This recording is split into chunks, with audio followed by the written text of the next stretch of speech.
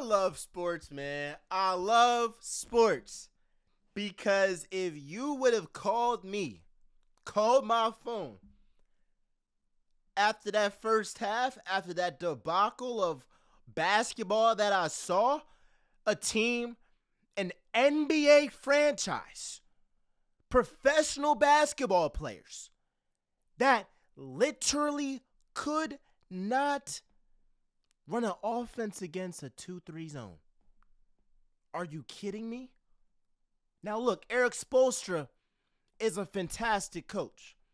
The best coach in the NBA. Honestly, it might be by a mile. But you're telling me you are a NBA franchise and you don't know how to operate against a 2-3 zone? That first half was terrible. That first half, I was ready to crash out at halftime. It flat out took years off of my life. So let's get into that second half. The second half, I saw some heart. I saw some Sixers players that showed me something that I haven't seen really since 2018. A Sixers team that, got a haymaker thrown at them, and they came back swinging. Our first guy salute, Nicholas Batum. Oh my goodness. Let's go through your stats, Batum. And I'm so sorry that I forgot your game. This man was 7 of 12, 6 of 10 from 3-point range. 20 points. If you would have told me Nicholas Batum got 20 points, I would say the Sixers would have beat the Heat by 30 points. But the crazy part is the Sixers needed every bit of that 20 points that Nicholas Batum gave us. So Nicholas Batum, he plays so good, he got me wanting to root for France in the Olympics. I mean, he put on a masterclass, bro. Everywhere. He was everywhere, not just offensively, shooting threes, shooting timely threes when we needed them the most, when we was down big, but also on the defensive end. Block shots, key deflections, everywhere. I know you saw that block on Tyler Hero, who was heating up at the end. So everything put together, Nicholas Batum might have had his best game as a pro. Now, if I'm wrong, let me know. If you're a Clippers fan, a Hornets fan, whatever, let me know. I don't know where else Nicholas has been. But he's a pro in this league, and he showed that. He's the biggest reason why the Sixers won. But there's somebody that I haven't talked about yet, and we're now 4 minutes in, or 3 or 4 minutes in this episode, this instant reaction, and it's Joel Embiid. And with Joel Embiid, I'm proud of you. I'm very critical of Joel Embiid because I know how good he can be. We see it. We see it in the regular season. But you're lying to yourself if there isn't a drop-off in the postseason. The facts literally tell you it is. You know it. You feel it. Because whenever Joel Embiid isn't playing well, especially in the playoffs, everybody feels it. The opposing team does. The Sixers fans do. I mean, I was literally getting flashbacks to Game 7, 2021 against the Atlanta Hawks because Embiid looked lifeless out there. He looked helpless out there. He looked like, I'm just lucky to be here. I'm lucky to be alive. I'm lucky to be on the court. And he wasn't showing no heart. But then something else happened in that fourth quarter. I don't know what it was. I don't know if he had flashbacks to when P.J. Tucker was like, what the you doing, bro?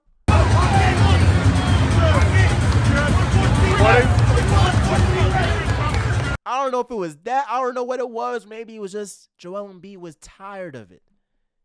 He had a great sequence of a three with less than 3 minutes left, then an and one jumper, some key rebounds. He had 11 points in that fourth quarter, I believe. I mean, he showed us in that fourth quarter why he is the MVP, why he's a top 5 player in this league. But in order to beat the Knicks, Joel Embiid, you got to play like that for the entire game. For the entire game. You know? So it's going to be on you. It's heavy, the head that wears the crown. And I expect more from the reigning and defending MVP of this league. Because Jimmy Butler was injured, bro. The Sixers beat the Heat by 1 point. I'm sorry. Yeah, exactly. The Sixers beat the Heat by 1 point. And Jimmy Butler was on a bum leg. He might have tore his MCL. I mean, I believe Shams had a report. But bro was off a torn MCL. Still, and that might mess him up for the rest of this postseason. But y'all only won by 1 point. So when you face Jalen Brunson, Joel Embiid, you need to match the superstar and honestly show why you're the best player on the court. Because in the fourth quarter, you were the best player on the court. And I'll get on Maxey and Tobias, but it ultimately comes down to Joel Embiid. I don't want to hear nothing about Tyrese Maxey, bro. I want to hear what will Joel Embiid do. He's got to be that constant factor. Nicholas Batum, although I love him, can we expect 20 points? No. That's an aberration. Let's keep it a stack. The next game, it might be Kelly Oubre, but can we depend on that? Can we depend on Tobias Harris? Can we depend on Tyrese Maxey? I mean, I would hope so. But the constant factor must be Joel Embiid, bro. It must be Joel Embiid. So it's my hope that this game gave Embiid the momentum to be like, I can make clutch buckets in a meaningful game in the postseason. Because to this date, at this point of Embiid's career, he simply has not done that yet. So, Nick Nurse, let's get to the drawing board. Now, there is a level between Eric Spoelstra and Tom Thibodeau, but Eric Spoelstra coached circles around Nick Nurse. And I knew that Eric Spoelstra was a better coach than Nick Nurse, but Eric Spoelstra put on a masterclass, a flat-out masterclass. So I gotta salute him. That zone was perfect. And if Tom Thibodeau is smart, he might try to implement that. Because my only criticism of Eric Spoelstra in the Heat was, why didn't you use the zone the entire game? The entire second half. That killed us. I mean, I was like, my goodness. I mean, a 2-3 zone is hard for me, but I only played JV. Y'all are professional basketball players. I mean, this is supposed to be a piece of cake. So I need some guys like Buddy Hield, DeAnthony Melton, Kelly Oubre, Cam Payne, Kyle Lowry to hit open shots. I need Tobias Harris to be a serviceable starter. I ain't even saying all-star. But can we consistently get 15 points? Tyrese Maxey, we need 25 from you. We need 25 from you on at least 45% shooting. We need that. We need you to be aggressive. Stay aggressive. Because in this Heat game, you were deferring a little bit to the hot hand, and that was Nicholas Batum. But we're going to need you to go right at Jalen Brunson. And that's going to be my last point of this episode, of this instant reaction. Tyrese Maxey, you need to go right at Jalen Brunson. The whole entire series. Because Brunson, he might get his, but you need to match him. And I'll keep it a stack. If Tyrese Maxey can match Jalen Brunson, the Sixers will win in 5 games. And it will be so great to see the Sixers beat the Knicks right after the Eagles stole Saquon Barkley from the Giants. That would be fitting, wouldn't it?